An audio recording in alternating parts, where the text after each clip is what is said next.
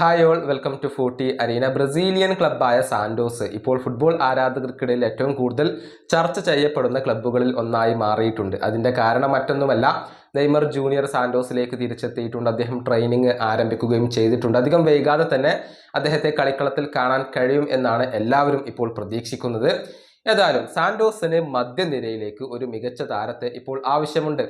അവർ Brazilian താരമായ Arthur മെലോക്ക് വേണ്ടി നേരത്തെ വലിയ രൂപത്തിലുള്ള ശ്രമങ്ങൾ നടത്തിയിരുന്നു.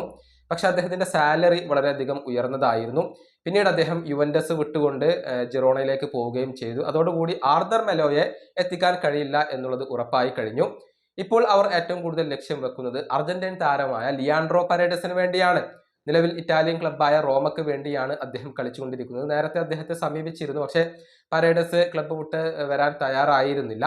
എന്നാൽ നെയ്മർ ജൂനിയർ ഇപ്പോൾ അവിടെ എത്തിയിട്ടുണ്ട്. നെയ്മർ വഴി പരേഡസിനെ കൺവിൻസ് ചെയ്യിക്കാൻ സാധിക്കും എന്നുള്ള ഒരു ശുഭാപ്തി വിശ്വാസത്തിലാണ് ഇപ്പോൾ സാന്റോസ് ഉള്ളത്. അതുകൊണ്ട് തന്നെ ഈ താരത്തിന് വേണ്ടിയുള്ള ശ്രമങ്ങൾ ഇപ്പോൾ സാന്റോസ് ഊർജിതമാക്കി കഴിഞ്ഞു എന്നുള്ള വാർത്ത പുറത്തു വിട്ടിരിക്കുന്നത് പ്രമുഖ ബ്രസീലിയൻ മാധ്യമമായ UOL ആണ്. അതായത് ഫെബ്രുവരി 28 വരെയാണ് ബ്രസീലിൽ ഇപ്പോൾ ഈ ഒരു ട്രാൻസ്ഫർ ജാലകം അവശേഷിക്കുന്നത്.